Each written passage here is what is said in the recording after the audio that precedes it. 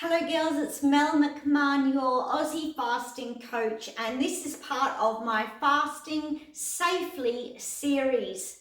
Well, today's conversation is an extremely important one. It's all about knowing who should not be fasting, or if you're in a season of life where it's best not to fast. Yes, fasting is not for everyone, and it's not for everyone in every season of their life. So let's have a look at what seasons or what situations fasting may not be helpful for you. I really want us women to thrive and to stay safe, and that's why we need to recognize the moments where fasting is not helpful with wisdom and compassion. Let's dive in.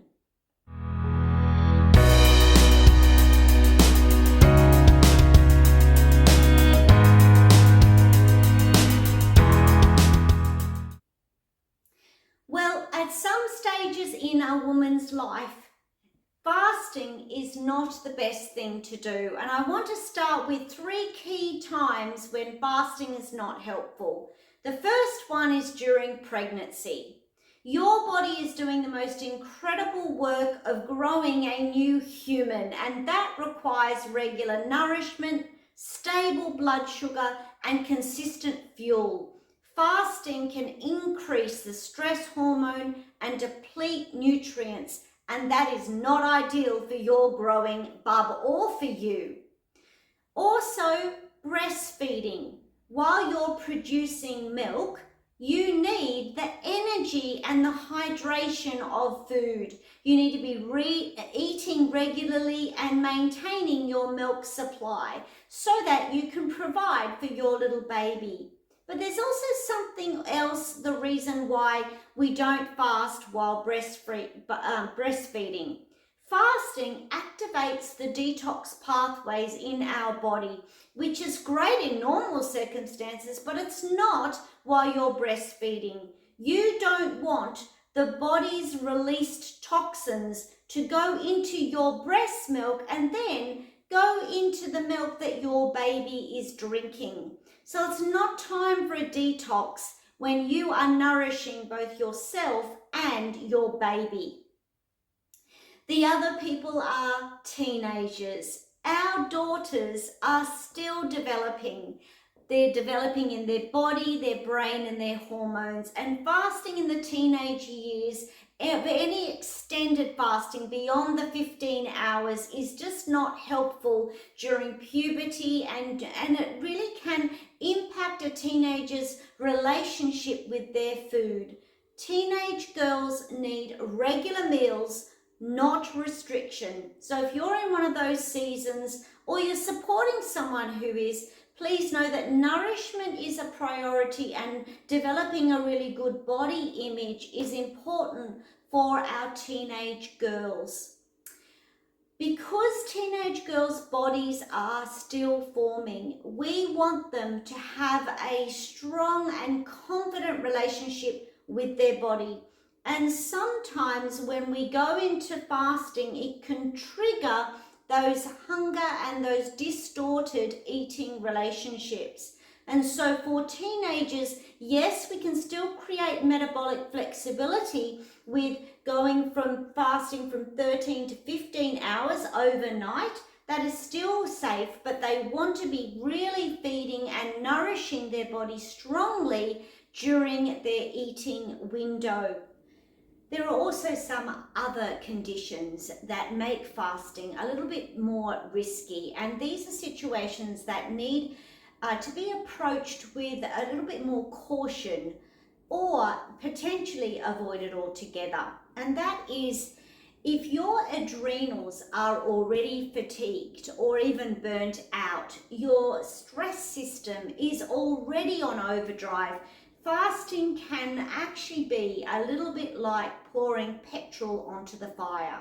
It spikes cortisol and can leave you even more exhausted. If you're tired all the time, anxious, needing caffeine in order to function, take that as a cue that it's not time to delve into longer fasting. Focus on healing and eating nourishing food and resting, and then you can go into fasting a little bit later. If you have any history of an eating disorder, or your body is particularly underweight, if you've struggled in the past with an eating disorder, then I would very be cautious about going into fasting. I would work with your health practitioner, even maybe a psychologist, to know how you can tap into the healing mechanisms of fasting, but still develop a really good and healthy relationship with food. There are also some chronic illnesses, and if you're on medication, you may need to proceed a little bit more slowly.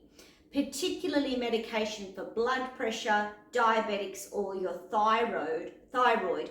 You need to be working with your health professional to create a rhythm or a schedule that is supportive of your health needs.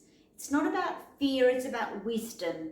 It's about giving your body the support it needs and not stressing it too much that it's going to go into survival mode, which is not what we want for our bodies.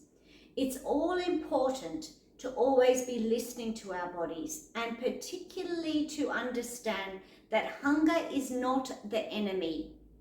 Now, I want to say something though. When I said hunger is not the enemy, hunger isn't bad. It's actually a messenger for us. It's a beautiful built-in signal that your body needs fuel. There's a difference between intentional hunger during a fast and persistent hunger that your body is crying out for nutrition. If you're cold all the time, you can't sleep, you feel anxious, you're obsessive around food, and you dread every fast, that is your body saying, no, I need nourishment right now. Step into the nourishment, stay there, and then maybe you can move into fasting when that healing has come. Another important safety mechanism for fasting is to partner with your health practitioner. If you're navigating chronic disease, medications, or if you're just not sure whether fasting is right for you, get support. Talk to your healthcare practitioner. Give them, in fact, Dr. Mindy's Fast Like a Girl book for them to read, because you want someone who'll look at the whole picture. Hopefully it can be a holistic health professional who can look at all of your needs and really support you during your health journey.